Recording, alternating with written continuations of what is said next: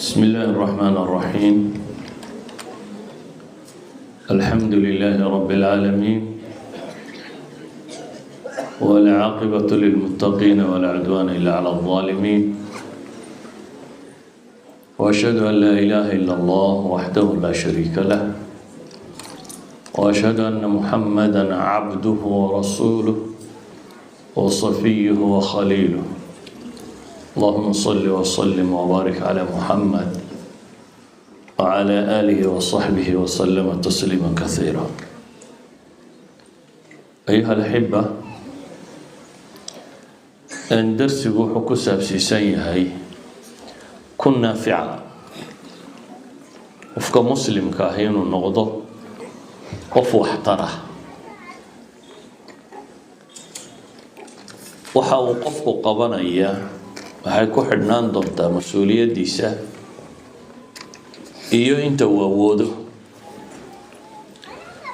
nabiga calayhi salaatu wasalaam baa wuxuu tilmaamayaa almu'minu ya'laf wa yu'laf walaa khayra fi man laa ya'laf walaa yu'laf wa khayru nnaasi anfacuhum linnaas. xadiidkaasi sheekh al-Albani xasan ku tilmaamay. wuxuu nabigu leeyahay calayhi salaatu wasalaam qofka mu'minka ahi waa mid lagu soo hirto,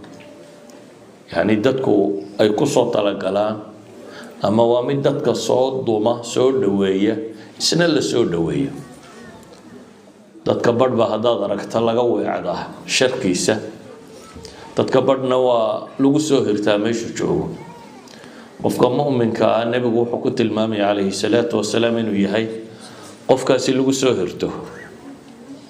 waxaanu sheegay qofka dadka sharkiisa iyo dhibtiisa dadku ay uga cararaan inaanu khayr lahayn. dabeetana nabigu wuxuu leeyahay calayhi salaatu wasalaam wakhayru nnaasi anfacuhum linnaas. dadka waxaa u khayr badan ka u nafciga badan ka u waxtar badan. dadka waxaa u khayr badan ka u waxtar badan. nabiga calayhi salaatu wasalaam baa mar kale isagoo jooga waxaa la keenay la sheegay nin dibqallooc qaniinay. markii dibqalloocu qaniinay ayaa nin yimo wuxuu yidhi ilaahay rasuulkiisii oo naga qoladayadu waxbaanu tufnaaye, dadkan dibqallooca wax lagu tufaanu naqaanaa ku akrinaaye, ma ku akhriyaa? bal soo bandhig buu yidhi, waxaanad akhridaan muxuu yahay? wixii buu sheegay. dabeetana wuxuu nabigu yidhi ba'si kuma jiro tanaad sheegtay, man istataaca minkum an yanfaca akhaa falyafcal.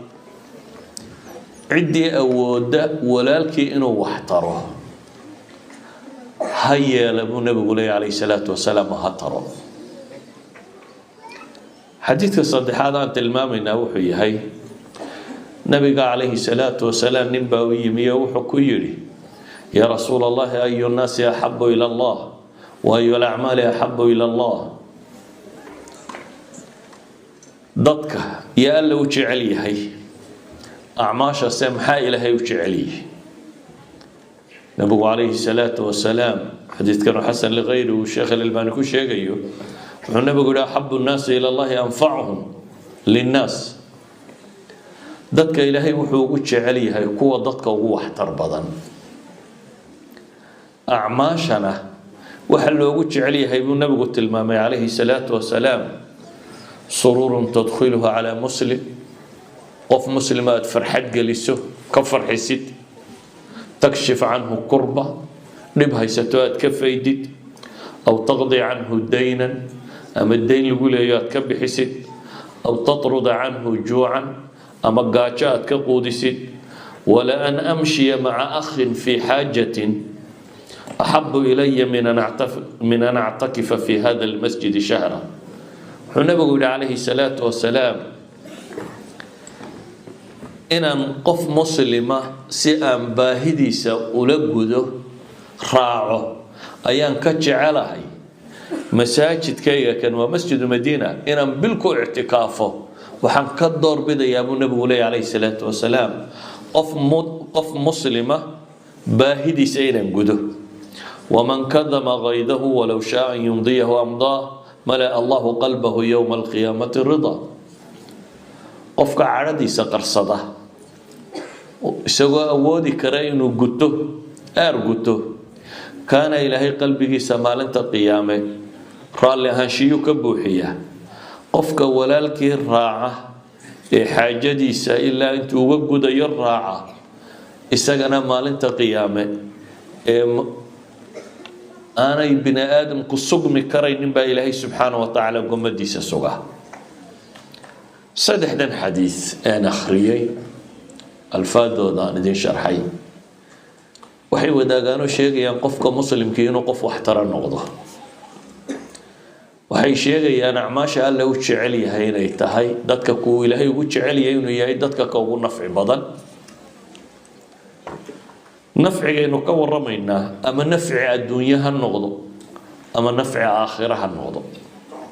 bini aadamka waxa ugu nafci badan ambiyada iyo rususha waayo ilaahay baa wuxuu soo dhibay waxay aadanaha ku badbaadin lahaayeen adduun iyo aakhiraba oo markastoo bini aadamku uu qalloocdo oo jidka saxda uu ka lumo waxaa la soo dirayay rasuul ama nebi kaasoo loogu talagalay dadka inuu saxo oo noloshooda adduunyo wixii ka qaldamay inuu u toosiyo noloshooda aakhira wixii ka qalloocdayna inuu u toosiyo idan nafciga qofka muslimka laga rabo inuu yeeshaa waa nafci adduunyo iyo nafci aakhiro wixii uu tari karaba nafci aakhira u weyn oo ilaahay markuu dhaartay wuxuu yidhi walcasri ina alinsaana lafii khusrin ila aladiina aamanuu wacamiluu الصaalixaat watawaasaw bilxaqi watawaasaw bisabr ilaahay intuu dhaartayba wuxuu ku dhaartay bini aadamku inuu khasaare ku sugan yihi waxaa ka soo reebay cidda aan khasaaraynini inay tahay dadka laga hela iimaan iyo camal saalixa iyo xaq oo ay isfaraan iyo wixii dhib xaqa ka soo gaadha faritaankiisa oo ay ku sabraan cidda caynkaa samaysaa waa cidda khasaaraha ka badbaaday idan dadka waxa u anfac badan leh khasaaraha la hubo ciddii bini aadamka ka badbaadisa khasaaraha la hubo waa khasaaraha ilaahay uu ku dhaartay walcasri ina alinsaana lafii khusr ilaahay baa ku dhaartay subxaanahu wa tacaala haddaba waxaan leenahay dadku haddii qof waliba shaqada inta ku beegan uu qabto noloshu waa wax fudud oo la habayn karo haddii dadka inta ugu badani inta iska fadhiistaan dad gaara la yidhaahdo waxa qabtaan ummadaasi ma horumarto مثلا النبي محمد مركو جوغي عليه الصلاة والسلام صحابو الدين وشيغي مية اسكفر ديانا يدهدين دين نبي ما ماشي جوغا مايا إيانا ويسي شيغيين سيدا اوغيد باي دمان تود شقا هيين دمان تود شقا دا يقبتين مثلا أبي بكر عشرة المباشرين رجي هو وينار ركم إذا وحا كاني أبي بكر بس هو إسلاميين ونبقى كان عليه الصلاة والسلام نبقى نوصي هرماني صحابة النمو اللي بشقادا انتو قرن يجيبو قبطا من دقال كقيب قالا من هقامية دقال نوض من أول كتبت حديث كو أركتين عن خالد بن وليد سمى ميدان مغل حكو عام بحد خالد حديث ورينا يما يبغى شيء عن خالد رضي الله عنه ولا ليه لقما يابين دركته هدنا عند المسلمين ورجل معروفة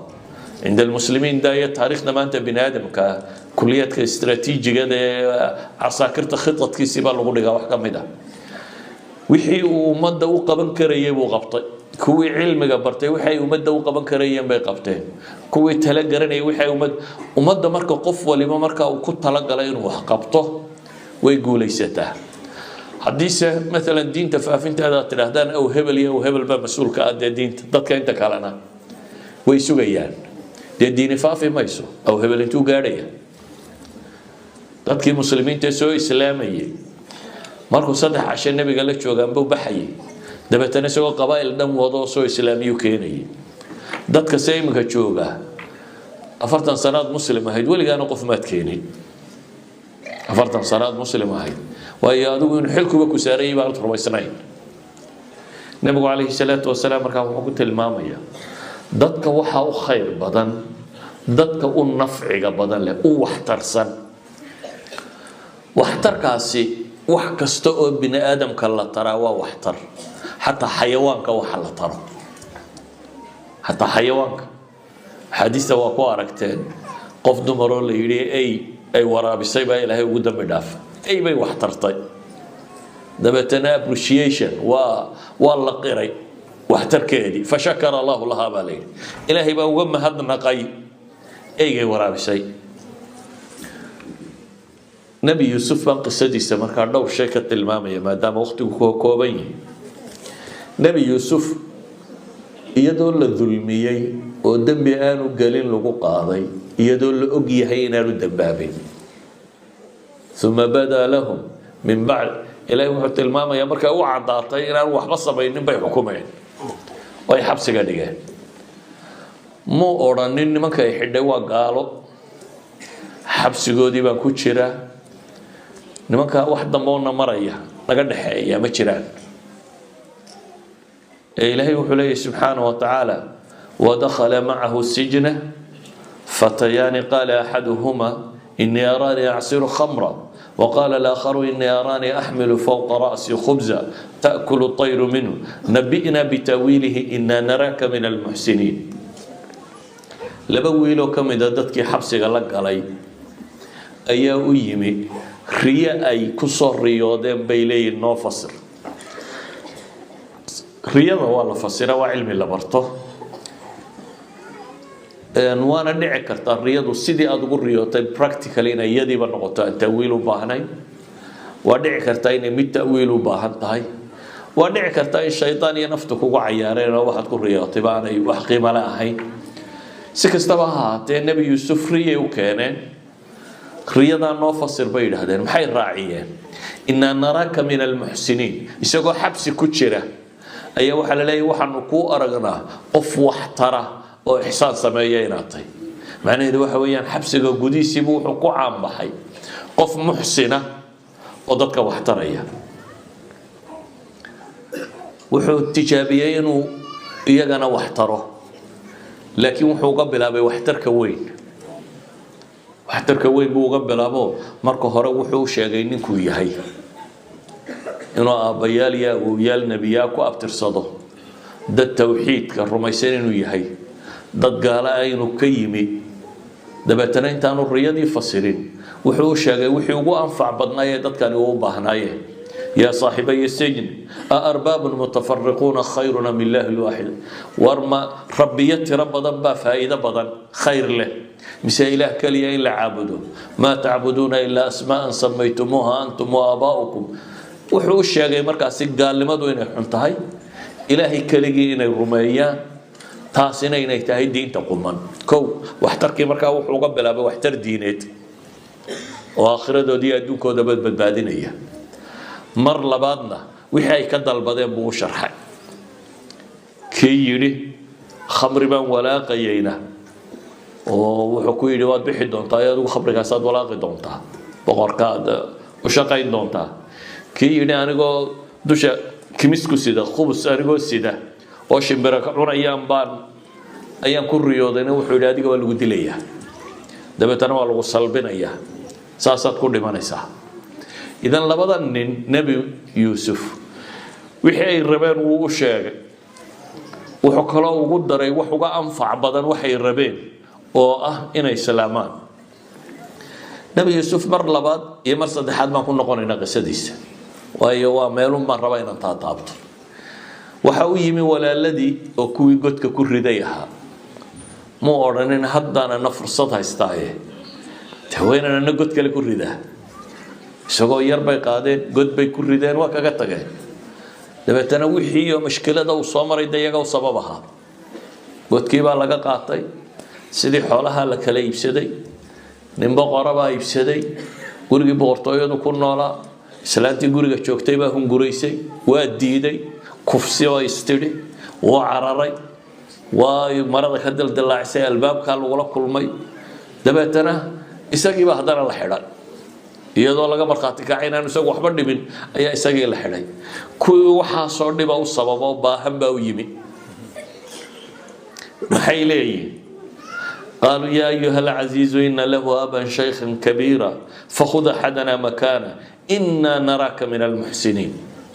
وي مادين راشن بوسيي هدنا العقد أي ستين وقدري وصار نقضي أخيرا مركي ولالكوت كلا حريرا أي وحي لين نكاغن تلاد هيا ويل كان يري أبو دا أبو لي إمت كايو كبدل إنا نراك من المحسنين أريق بنو جيدا مركا أريق لبادي إننا حبسك لقلا يكوي رهدين أيو كليهين يوسف ولا الذي وحيلين إنا نراك وحنكو أرقنا من المحسنين كو سبب فلاينات كميطاي جوانك يا قدك كردين وهدنا وليبا مرضى مرة وكو بين أبورتين ومركو ويلك كرهبي وحيلا إن يسرق فقد سرق أخ له من قبل سقوا مدحوينا بغر وماشي تاقن بي وحيلين إن يسرق هدو يكاري وحضي متكو الرياي ولا لا الله هابا جرو توغا ويساقن هرتاقن أي لين مد هرو توغا باجري وحا صردان ومو قبنين أي وحبو تري ساوغيد با ولا الذي نبتو قيستي وحيلين إنا نراك من المحسنين كو حبسك الله قال وحيلين إنا نراك من المحسنين انت وحسي دير نبي يوسف ساقو حبسك كجرة وواحد دنبينا ينقلين أيا بقرك الرياضي بقرك مركو الرياضي أيو الرياضة هلا يفسره رياضي بقرك ضدك ويفسير قروايه أضغاث وأحلام بكت المامين تنفسر كذا قرن ما ينبين هذا كيو يدي برجي هروات بدبادي سايو بقرك أو شقايا حسوستي مركي هرو بقرك أركي أو شيء بيقول وحلو مو شيء قروا سكيل لابه لكن ما كان مركي الريال ساق هذا يبغى حسوسته دبتنا وحول حلا يدرانيها أنا يوسف فتجي نبى هالكير جوجا حبسجة والرياضة صفي عنه فصيرية أنا جه الله يدرو نكيب يمي وحلي يوسف أيها الصديق أفتنا في 7 بقرات سمان يأكلهن 7 عجاف و7 سنبلات خضر وأخرى يابسات لعلي أرجع إلى الناس لعلهم يعلمون waxaanu aragnay 7 boqorkii wuxuu ku riyooday baa la yiri 7 sac oo naxnaxsan oo 7 liitar cunayaan iyo 7 saabuul oo cagaaran iyo 7 kale oo engegan riyada fasir buu yiri waxa laga yaabaa dadkii inaan ku noqdo oo ay wax gartaan hadii lagu xidho oo dawlad gaaleed ku xidho والله إذا رئيس الوزراء ما مدحوينه بالرياضة والرياضة على الرباين لفصله وأدولي بوقت الرياضة لأن كور مثلا قالها وضكر يصير اللي يلي حد يلي له هذا وقالها مرتين جدا نبي يوسف مو أورنين نور ما كان قال هذا إسكا بدان الرياضي بفسره مو أورنين ارتحبس جيجي سيدا يهدر ربطاننا وحيد تابه مو قرقر تمين حبسك هدان كبحون ما وحيدين سبعين ما كورنين وحتاجين هي أنفع الناس إنه نقضوا خير الناس ينفعهم للناس وحوش يجوا وحكوا لي تضبصنا وبرواقع إذن صامر الدونة تضبط برواقع وحي قوسطان سابول كيس ودا يمرها أنت عون إنسان مويانا أنت كرسيدة دمير كلها waxa ku xigi doona buu leeyahay 7 sanadood oo kale abaar ah oo 7 sanadood ee abaarta waxa cuntaan 7 hore wixii ay beereyseen baa la cunayaa sanad kale ku xigi doona oo maxay barwaaqo ah oo nimankan 2 toddobaad bay u sheegeen sanadka daba xaqo ka keenay hadii 7 barwaaqatay oo 7 ku xiga abaar tahay كحجة وين نقطة برواقة دي كلام حرام لا سديد أبارة دين صوارس ما دام يولد 7 أبارة ومعروف السنة كحجة مركانه خلافة هذه 7 وياي نبي يوسف وحوشة شن يطبن سنادات نقالها ودن كسيدي الله معمول لها شن يطبن سنادات المستقبل كيسا صعدة هي نقالها ودن كان مصر ليرهضه سيدي الله معمول لها بو شرح waxaan u sheegay dhibaatooyinka soo socda waxa lagaga baxayaa inay tahay 7 sanadood ee hore kaydka ugu badan in la dhigto in yar oo la cuno mooyaane toddobada abaartee dambana kaydkii la dhigtay in lagaga baxo dabeetana sanad baa ku xigi doona waxay tilmaamaysaa qofka muslimka inuu yahay qof naafica aynama xal wartaxal meel kasta uu dego ama se uu tago qofka mu'minka inuu yahay qof wax tara abubakar ayaa mushrikiintii markii ay dhibeen muslimiinta ayuu is yidhi iska hijrood ardal xabasha iyo meeluuna kaco ka bax makuu ka baxa barki lkhamaad meel la yidhaahdo markuu marayay ayaa waxaa la kulmay nin la yidhaahdo ibnu dakhina qabiil qaara la yidhaahdo buu oday caaqil suldaan uu u yihi waa qabiil gaaleed dabeetana abibakar buu wuxuu ku yidhi ayna turiid ya abibakar xagaad ku socotaa abibakar baa wuxuu yidhi akhrajanii qowmi min hadihi lbalda faana uriidu an asiixa fi lardi faacbuda rabbi tolkay baa isoo saaray oo maka iga soo saaray waxaan rabaa an asiixa fi lard siyaaxada waxaa la yidhaahdaa culammadii hore waxay ku tilmaamaan inay tahay qof intuu iska baxay inuu ilaahay inuu cibaadaysto meel gaaraba aan ku soconin iska dhaqaaqunoo meeshaad aragtaba ilaahay uu ku caabudo meeshaas kaga tag abubakar wuxuu leeyahy maka waan iskaga imi waxaanan rabaa inaan iska socdo uun ilaahay dhulkiisa maro oo aan ilaahay caabudo waayo tolkay baa isoo saaray u fiirso ibnu dakhina waa nin gaaleed oo oday qabiil gaaleed ka taliya ah wuxuu ku yidhi ina miluk laa yakhruj walaa yukhraj adigoo kale buu yidhi abibakarow nin tolkii ka tagana ma tihid nin la saarana ma tihid adna kuuma cuntato inaad iska tagto nin la saarana ma tihid waayo abibakar wuxuu ku leeyahay markaa fainaka tuksibu lmacduuma وتصل الرحم وتحمل الكل وتقري الضيف وتعين على نوائب الحق أبي بكر وقول يا دقو حطهي نين ددك فرمرنا وحبهي سنين واحتره وهذا يقول يا نين رحمك يا قرابة يا طلق حديدي حقال بحديدية وهذا يقول يا قفك علوس يا مدين أمام مج أما وحلوها يستو قف كرجع عليسك waxaad ahaydnay buu leeyahay martida qof soora waxaad ahayd qof ugu gargaara dadka nawaaib ilxaq abubakar markaa wuxuu ku sifeynaya qof bini aadam oo wax tari wixii uu qaban jiro dhan inuu qabto waana nin mushrika ninkaasaa ku sheegaya yani abubakar wuxuu ahaa dadka ugu anfaca badan leh ee bulshada keeda baahan keeda liita keeda culus keeda musaafirka ku walba wax tara saawgeed buu leeyahay ninka qiimaha leh ee bini aadamka sidaa wuxuu daran in la saaro maaha aniga ayaa ii magan tahay buu yidhi abubakar wuu soo celiyey makuu keenay isagoo inamadiisiina wata quraysh buu isugu yeedhay wuxuu yidhi quraysh ay dhegaysta abubakar waa magantay ciddii abubakar taabataanay u taabatay carabtuna magantooda aad bay isugu ixtiraami jireen weliba markuu ninku yahay nin odayo reer ka taliya abubakar siibuu maka ku yimi inkastoo markuu waqti joogay gurigiisa hortiisu masaajid yar ka samaystay nin markuu tukado aada u ilmeeya buu ahaa dabeetana quraysh baa ka ishtukoto waxay yidhaahdeen intay ninkii u tageen abubakar dumarka iyo carruurta iyo dadka buu naga fitnaynaya halkaas buu maanta dhan ku ooyaya qur-aan akhrinaya dee dadku ninkan weyn ooyaya waa raacayaane gurigiisa ha gala bay yidhaahdeen hadduu doonayo inuu ku jiro magangelyadaada gurigiisa ha galo wuxuu doonaya ha ku sameeyo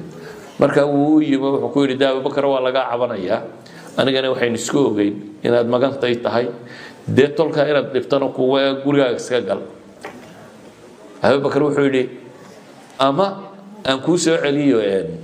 magantaadii dabeetana wuxuu yidhi abubakar waradna magannimadaada iska qaado anuu mabda'iga waan wadanayaa adiguna free baa tahay maanta laga bilaabo xel kuma saara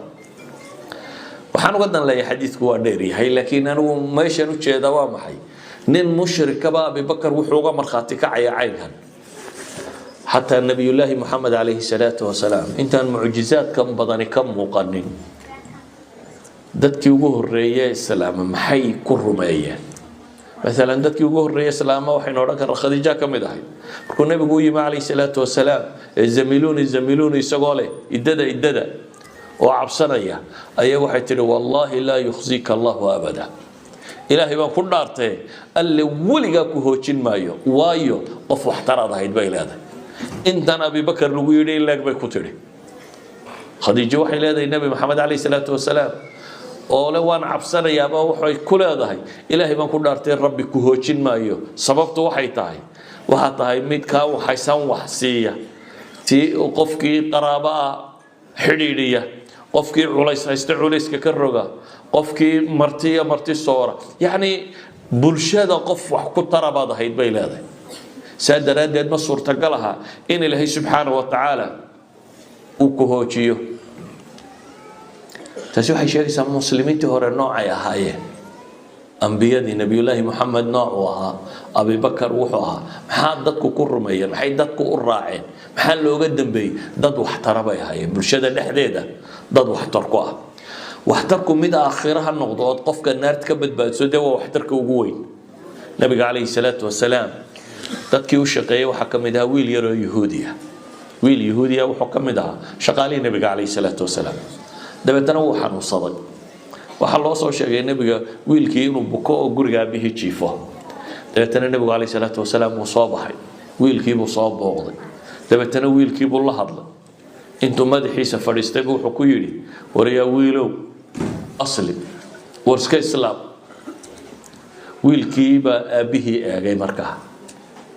aabihiibaa wuxuu ku yidhi markaa atic abalqaasim sala allahu calayhi wasalam yeel waxa uu kuu sheegaya abalqaasim waa nabiga calayhi salaatu wasalaam kunyadiisa dabeetana wiilkiibaa islaamay markaasuu nabigu wuxuu leeyahay alxamdu lilaahi aladii anqadahu min annaar waxaan mahad u celinayaa allihii ka badbaadiyey wiilka ka naarta ka badbaadiyey aanu gaalnimo ku dhimanin yani nabi maxamed calayhi salaatu wasalaam wuxuu gurigiisii uga yimi ee uu gurigaa yahuudiga u tegey ilmaha yare xanuunsanaya ama wiilka xanuunsanaya inuu naar ka badbaadiyo aanu ku dhimanin gaalnimada inaanu ku dhimanin waxaa leenahay dadka in wax la taro oo waliba dadku waxtar waxay ugu baahi badan yihiin markay baahan yihiin ama aakhiradooda ha noqoto ama adduunkooda ha noqote islaamnimada macnaheedu waxa weeyaan waa qof bini aadamkoo dhan nicmada la jeceliyo wanaag iyo khayrka waxaa dhacay ilaahay wuxuu qur-aanka kaga warramaya qiso suuratu yaasiin qisada ku jirta mu'min suuratu yaasiin nin ayaa ilaahay ka warramay ninkaa ilaahay magaciisa inooma sheegin magaalo uu deganaa lama sheegin wax taytalo watay lama sheegin ilaahay wuxuu ku tilmaamaya wajaa min aqsa almadiinati rajulun yasca magaalada halka u dambaysa nin ordaya ka yimi ninkan magaaladii uu joogay 3 rasuul baa loo soo diray u fiirso qisadan 3 rasuul baa la soo diray 2 la soo diray 3 baa lagu wixiiba waa beeniyeen adigu haddaad joogto magaalo 3 rasuul loo soo diray oo 3daba la beeniyay maxaad yeeli lahayd inna ugu badan waxa dhaw ma nimanka rasuusha diidaaniga aqbalaya soo ay kaan ma tirahdeen يعني مسؤولية ما صارت ما دام 3 رسول بلديدي هذا ده ماشي 3 رسول لديدي مشقة كبرنان لكن كان إلهي قرآن كلا آخرنا يا إلى قيام الساعة قصدي سوى حلوه قري وقف اسكت دين ومسؤولية قاضي كأنفعه اسمه أوران 3 رسول ما ماشي شوقي وحو قرتي إن سجنا حل ساري وغيران إنه ضدك كوي هذا وهو يعني من كان راع سببتك الراعي سنة وردي شادية وحلي يا قوم اتبعوا المرسلين والرسل الراع بولي وهو محي سببته اتبعوا من لا يسألكم أجرا وهم مهتدون لما سببات بو الراع بولي نمكن روح بيدك مرة بان مركو هوري بني آدم كهدي يقول هدو يسيرادو نكن يدقالو كوغود دونيا يا كرسو كوغود دونيا يا وحبو أديك كاد دونيا هدا سيرادو وحلقة يبينات هراو الراعين وصلين كان دنتي سوطا مركا وحلي والرسل شو مركو هراو وحبيدك مرة ربطه وامر marka labaadna muxuu ku tilmaamay وهم مهتدون وهنسين الراعة الصدى ما شرحيه لكن وحاول قد لا ينت الضنبه ninkii dadkii wuxuu leeyahay rususha raaca oo tawxiidkiisa buu qartay wuxuu leeyahay anu nimankaasi xaq bay sheegayaan waa raacay qisada ka muuqata waa la dilay ninkii waa la dilay ilaahay baa ka waramaya markuu dhintay siduu u fakarayay markuu dhintay aakhira qabtay siduu u fakarayay baa ilaahay inoo sheegaya wuxuu ka fakaraya qiila dkhulil janna baa ilaahay leeyahay waxa la yidhi war jannada gal قال يا ليت قومي يعلمون بما غفر لي ربي وجعلني من المكرمين تلكي ولي وناك بول الراد عينيا وحلي الله جعلان لهاي إني تلكي أقادان وحن معي لهي سياسة دبي ويقول رافي إينها إسلاماني وحو ولي خير لا جعل يكوي سودي لي مو أورنين هذا قاعد يقول قد لهم هذا الله إلا ونار تكوا كوفا سماها يعني عقله بني آدم كوين تبضان أرسو بك فكرة وكوي وحكو سمياد ونا آخر ودر لكن يقول للدلي وقردر الودلي وصدح رسولي بينيين ووحو يري حق هيدو قردر الودلي هدرا أيها هدرا وحو كفكرية ورنمنكي يا ونا قال هلاي وشيغا يقول الرعاني marka waxay tilmaamaysaa qofka mu'minka inuu yahay dadka qof khayrka la jecel dadka qof raba inay wanaaga qaataan khayrka la jecel haddaba qof kastoo muslima xilka saaran wuxuu yahay inaad noqoto qof bini aadamka khayrka u horseeda hadduu yahay mid adduunyo iyo hadduu yahay mid aakhiraba dunida dadku waxay ku islaaxi lahaa say nabad u heli lahaayeen kuwada ducafada si loogu gargaari lahaa kuwada jaahilkaasa wax loo bari lahaa kuwada aqoonyahankaasa loo tilmaami lahaa ummaddu markuu qof waliba xilka isa saaro oo contribute gareeyo wanaaga ayay ummad jirta noqotaa ummadda marka qof waliba uu iska dhiga cadam ilmas-uuliya inaan isaga waxba saarayn qol kalena laga sugo inay wax hagaajiyaan way jabtaa waana Soomaalidu say hadda u badantay dad maqan oo inaan garanayn meel ay ku maqan yihiin baynu sugaynaa wadankeena iyo dalkeena iyo dadkeena bayna hagaajiyaan inaguna waxaanu rumaysanay qof waliba inaan isaga mas'uuliyad saarayn ilaahayna wuxuu inoo tilmaamay quraanka ninka saddexda rasuul iyadoo la diiday rumaysanin mas'uuliyad saaranta xil isa saaray waliba meesha lagu diiday aan joogin ee ka yimi min aqsal madiina magaalada halka ugu dambaysa sifadu ku yimi haddana ahayd qof mas'uuliyadda xambaarsan oo degdegaya ilaahay wax calaamadan uma yahay rajul wala tankiri rajul bal tilmaamay oo yas'a nin ordayo un buu ahaa waxaynu u baahanay marka ayuha alahibba dad wax taraynaynu noqono nabiguna alayhi salatu wasalaam wuxuu tilmaamaya da inaad wax practical oo ummadda u qabatee haddaad tilmaamto uun ninbaa nabiga u yimi sheeganaya dhib wuxuu raacanay inuu u baahan yahay dabeetana riwaayadka qaarkoodna nabiga yidhi bay leeyihiin riwaayadka qaarkoodna nin kala yidhi mahma takun ninbaa wuxuu leeyahay war hebel u tag waa laga yaabaa inaad isaga wax ka hesho nabigu waxba ma hayo markaa alayhi salaatu wasalaam wuxuu tilmaamaya ninkan inaanu waxba tari karaynin laakiin mu odhanin waxba ku tari kari maayo iska tag ee waxa la yidhi bal hebel u tag waxa laga yaabaa inaad ka hesho waxaad rabtay hebelkii buu u tegay dabeetana dantiisii buu ninkii kale u fuliyay markaasaa nabiga loo sheegay nabigu wuxuu yidhi man dalla calaa khayrin falahu mithlu ajri faacili xadiidkii muslim man dalla calaa khayrin qofka dadka khayr u tilmaama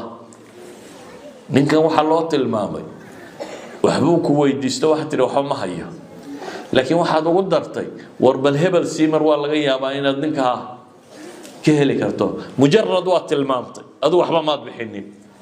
tilmaamtaasi haddii ay guul keento nabigu wuxuu leeyahay man dalla calaa khayrin wanaag ciddii dadka u tilmaamta falahu mithlu ajri faacili kii sameeyey baa lamid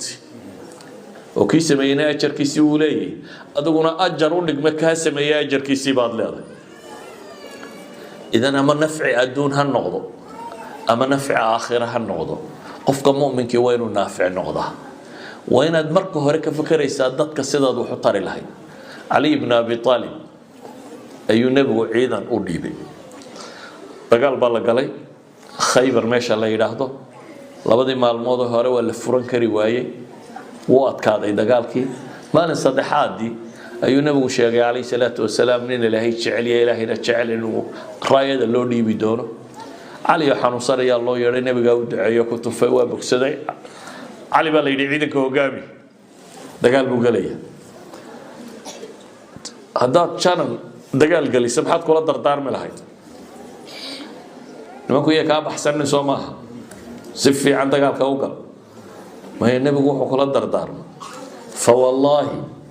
لا يهدي الله بك رجلا واحدا خير لك من أن يكون لك حمر النعم حنبو كلا دردان إلهي بان كو دارته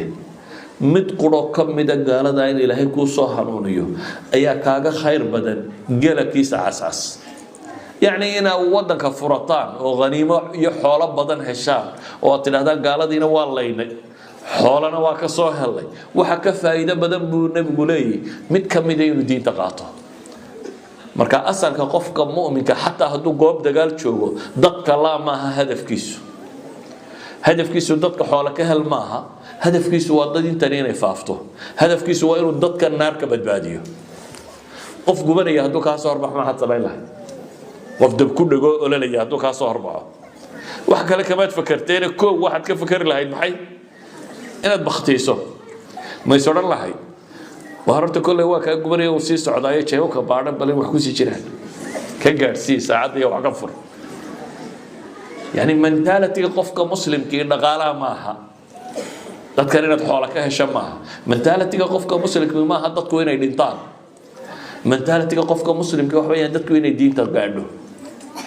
inay dadku badbaadaan adduunkoodana badbaadaan aakhiradooda badbaadaan sida ogeed buu nabigu wuxuu leeyahay qof qoro ku hanuuna kaaga khayr badan inaad gaal cascas hesho baalana markaa nabigu calayhi salaatu wasalaam mar hadduu ku tilmaamay ahabbu nnaasi ila allahi anfacuhum linnaas ama khayru nnaasi anfacuhum linnaas dadka waxa alle ugu jeceliya ka dadka ugu waxtar badan ama uu tilmaamay dadka waxa ugu khayr badan ka dadka maxay ugu nafciga badan leh ama nabigu calayhi salaatu wasalaam waxa uu tilmaamaya maalan inna allaha wa malaa'ikatahu wa ahla as-samawati wal ardi hatta an-namla fi juhriha wa hatta al-hut la yusalluna ala muallimi an-nas al-khayr ilahi subhanahu wa ta'ala iyo malaa'iktiisa iyo samada waxa degan iyo dhulka waxa degan حتى قرآن جدا قد كوتشرته أما كلون كبدا كوتشرة وحي كوصلينا يعني إلهينا أن حريستي سوسينا مخلوقات كنا إلهي بي وحي ويدين يا محي